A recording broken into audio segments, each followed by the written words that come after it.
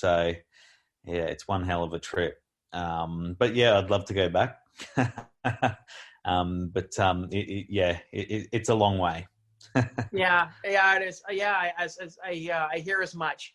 And I mean, it's great to be able to be able to be able to kind of stretch your feet as it were. There's some people here in the United States that probably haven't been to the East Coast or vice versa. They've been to the East Coast but haven't been out to the West Coast. So it's pretty much pretty interesting to say the least in terms of where everything kind of is. Well, a lot of people Are you in there? Australia, when they travel overseas and someone's been to Australia, often the travellers have seen more of Australia than the Australians have, because it's so wide and vast.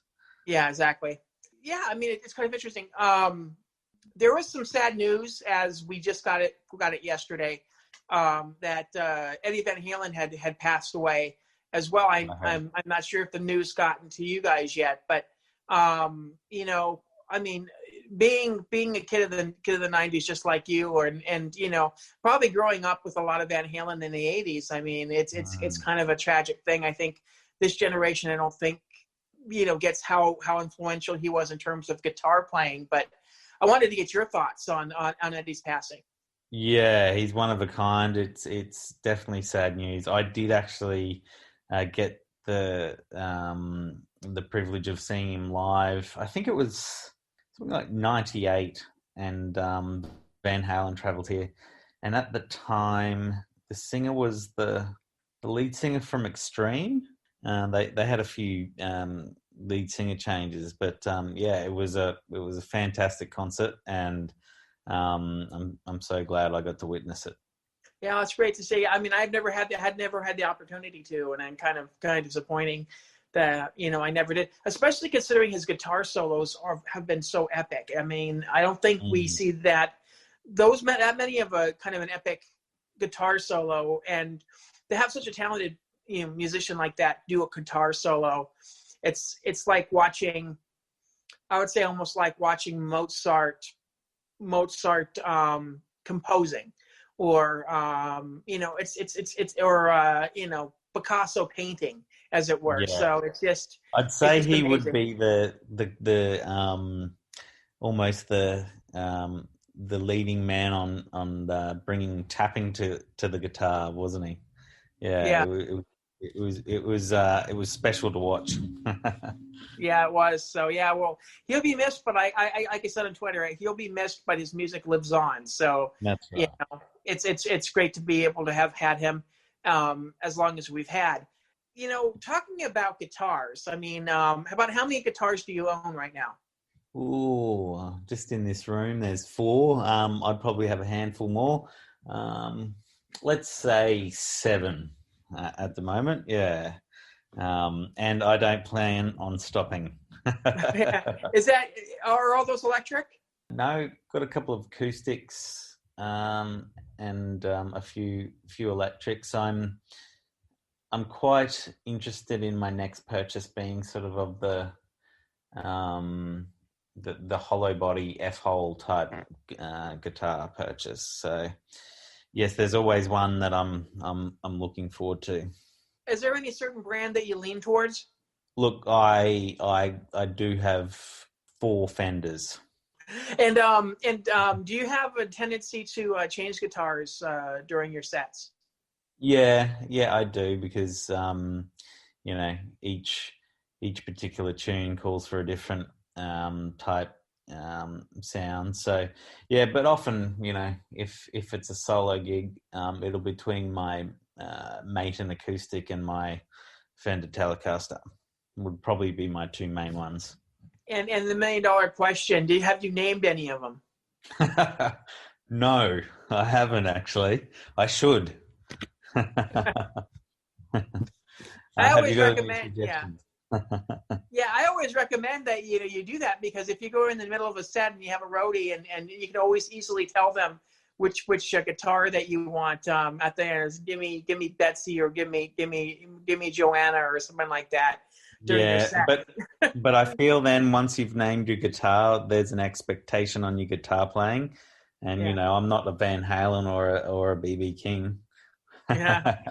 Yeah, I mean, from what I hear from a lot of musicians, the reason why they don't do it is just because they go through guitars like left and right. It's like going through, I they're tend to like, keep okay, well, mine. I'll have a guitar, then I'll sell it off, and then I'll get something else. So that's usually their excuse for it. But there's only been a couple people that have actually told me that they actually do name their guitars. So yeah, it's always an Yeah. interesting thing to ask a little bit about that as well.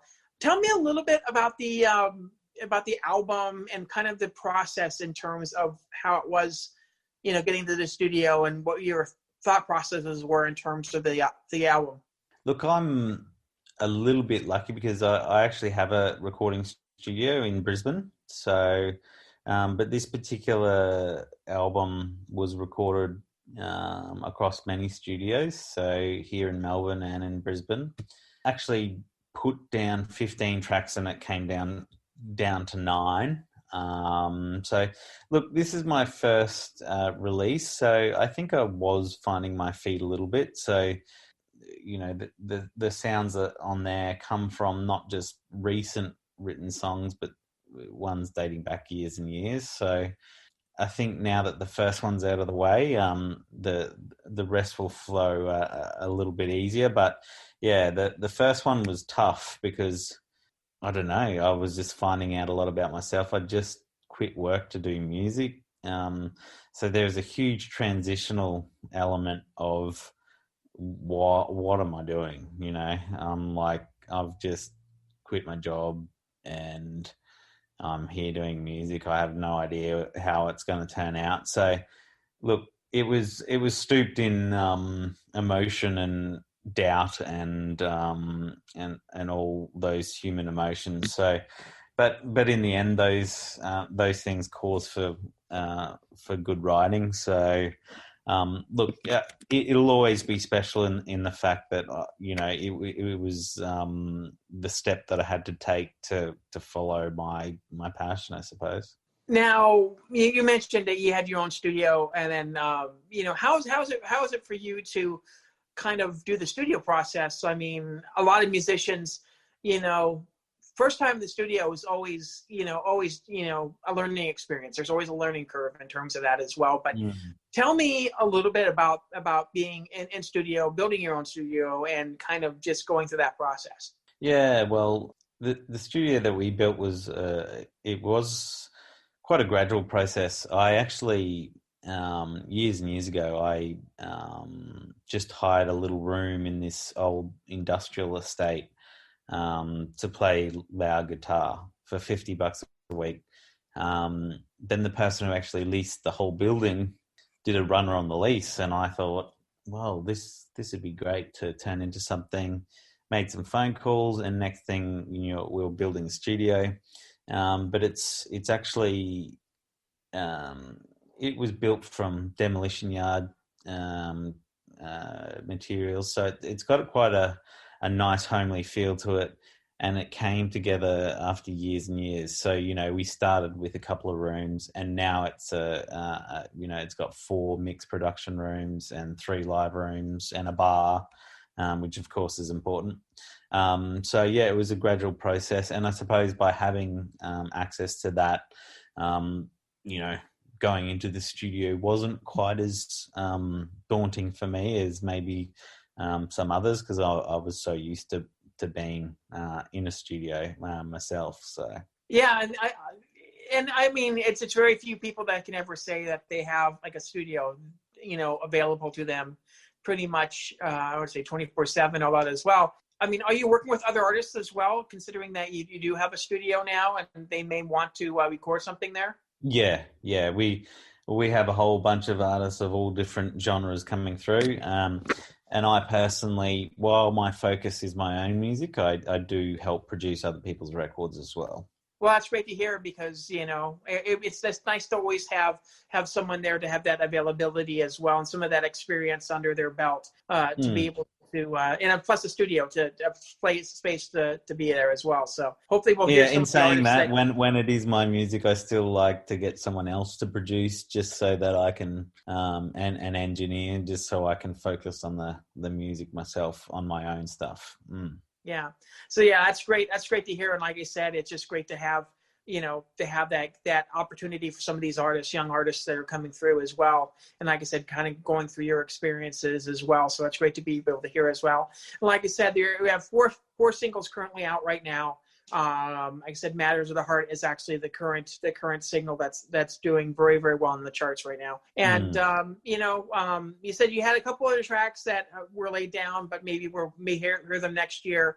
Hopefully when another album comes out. So what other things are going on with you in terms of your music career, and what can we look forward to in 2021? Yeah, okay. Well, I suppose due to current world pandemics, I'm trying not to get too excited, but the immediate plan now is to focus on the release of this record. When things open up again, I'd love to play some shows, tour the east coast of Australia, eventually try to get overseas, but who knows when that's all going to open back up. And in the meantime, while I have no control over everything, just get my new record ready to go to get into the studio.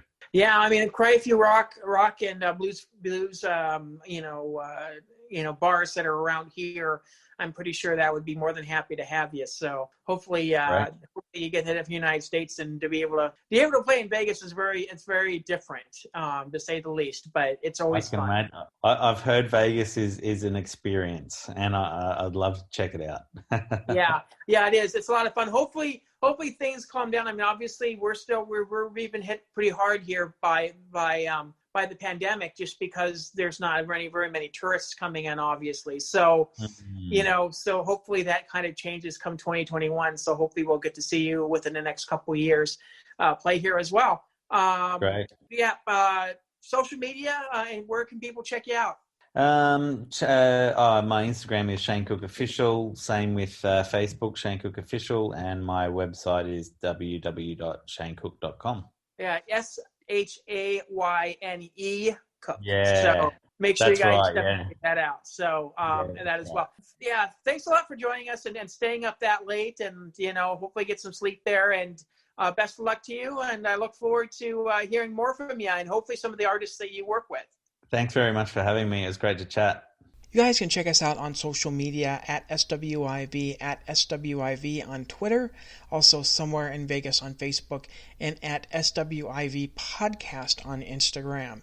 You guys please subscribe to us on iTunes, or you guys can check us out on Alexa as well. You just talk up to Alexa and ask for Somewhere in Vegas Podcast.